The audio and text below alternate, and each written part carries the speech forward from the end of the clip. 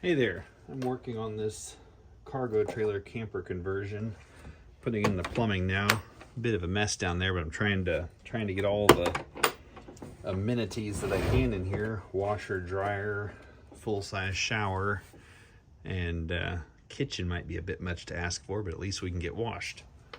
So I'm working with PVC pipe, and I have another video out there on how to bend this, and I can't show you right now because I can't get to my camera, but how to bend this pipe. This has a couple kind of crazy angles in it, just bending it with a heat gun. And I'm working with CPVC, which is the black pipe, not the white one I'm touching, and then also this Pex-A. So you've got some CPVC black down there, and then Pex-A. This is the expansion style, or ProPex. Get in here, I don't know if you'll be able to see. I'm just cutting this with a irrigation line cutter. A lot faster than using some of the proper tools for it. And what you do with this product, you're going to need a fairly inexpensive pipe expander like this. I think these things, last time I checked, were somewhere in the neighborhood of $500 at Home Depot and Lowe's. You can buy them on Amazon for usually about $100 less. These are not cheap, but I would not recommend getting the manual version of this tool if you're going to be doing a lot of things. If you're just doing one or two, then by all means buy the $75, $80 manual tool. But if you're going to be doing a lot of this, there's just places with that manual tool, like down in here, you'd have a hard time getting the manual tool, which is like a big set of bolt cutters typically. You'd have a hard time getting it down here. You might not even be able to. What I like about this product over the other Pex-b, which you use a brass, or a copper crimp ring on.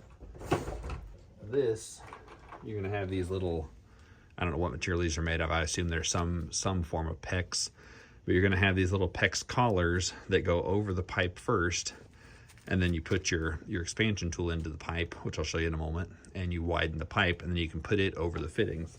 The big benefit to this that I see is that the restriction on the line when you're putting these pipes in, this is these fittings are about the same. Get it in view there, maybe it'll focus. These fittings are about the same diameter as the pipe, so when you expand the pipe and you put it over the fitting, you have fairly little loss of flow coming through the fittings.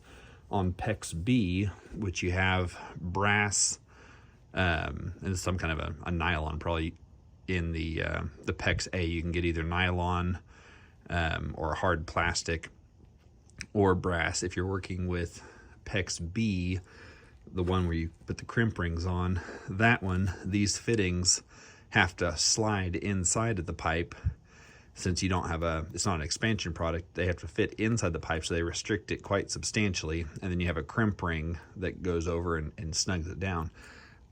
I don't think Pex-b will be used much moving forward because it's just too restrictive. I've used it on a few projects, and it was noticeable how little water got through. When you put 5 or 10 of these fittings on a line, you notice it.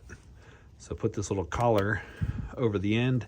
It has a stop on it, so you can't put it in the wrong place. That's another thing that you can with Pex-b, get the crimp rings in the wrong place. And as flexible as this is, you can pull your line out where you can work with it. We're gonna put a T, one of these little hard plastic T's, in here so I can run over to where the toilet and the washer machine are. So, I don't know how much you'll be able to see. I'll try to get it where you can see it. Let's see. That's gonna be out of view. Well, I'll show you the other one up close. Make sure you've got that ring pushed all the way down on your pipe. Slide your fitting on there. And these fittings, all of them I've seen, the Pex-A fittings, they have these little ears sticking out, these little nubs, which set the depth of your pipe. So you push your pipe all the way down until it bottoms out on those nubs. If it's warm, the lines will cinch back down on those fittings pretty quickly. That's already grabbed a hold of it. We're only about 40 degrees out here. Okay, make sure those collars are seated all the way down. Another thing this tool does is it actually rotates as it comes around. I don't know if you can see that, but it rotates the expansion a little bit every time. So if you're doing a manual tool, you're going to need to manually rotate so you're not just stretching the same piece of pipe. Get uniform expansion to it. Okay, here we go. My battery may be getting low. I usually let it run a couple times once it's bottomed out. Make sure you get your pipe in the right place. Oop, there goes the camera. Well, you can just trust that maybe I did what I said I was doing. Figure out how to get this thing to stay in one place. Bit awkward working out here since I don't have a floor in most of this yet. Well, we'll see. Anyway, there's our, here's a close-up. There's our T-fitting. Now we're going to come in, if I can find the pipe we're looking for, the pipe that's going to run over to the commode.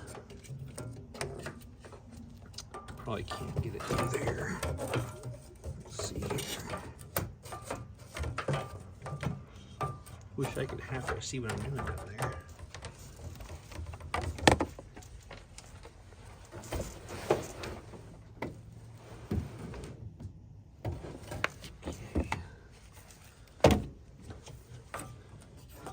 Trying to fish it through and get it where I want it.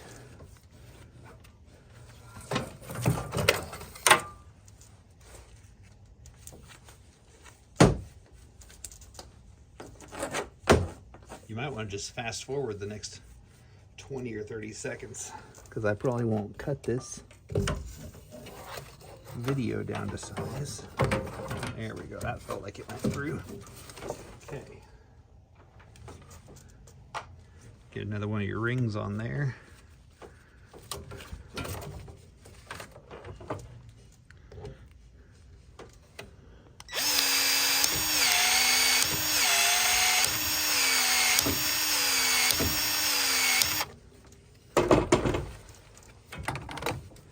Make sure that you get it seated all the way down. See if we can get the camera out of here for you. Make sure it's seated all the way down. This will take a few minutes in warm weather to fully grab onto the fittings. If it's cold, if it's much colder than probably 40 degrees, be a good idea to take a heat gun and warm it up, or a hair dryer, just something to warm up the plastic a little bit, which will actually help it shrink down and get secure a little bit sooner. But anyway, there she is. This is the, let's see here, what is this? Looks like it's the Milwaukee C62BD2136000466. Well, that's a long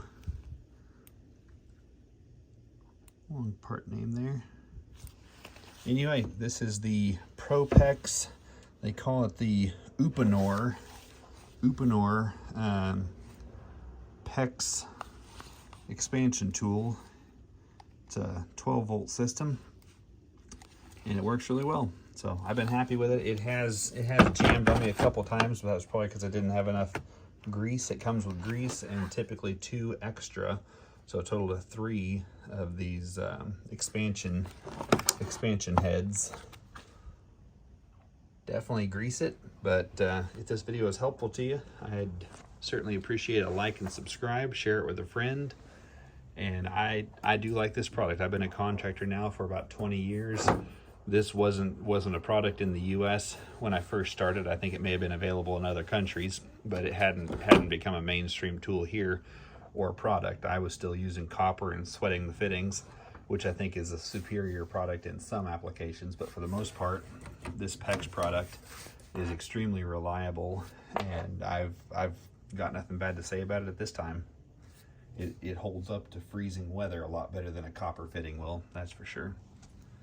Thanks again for watching.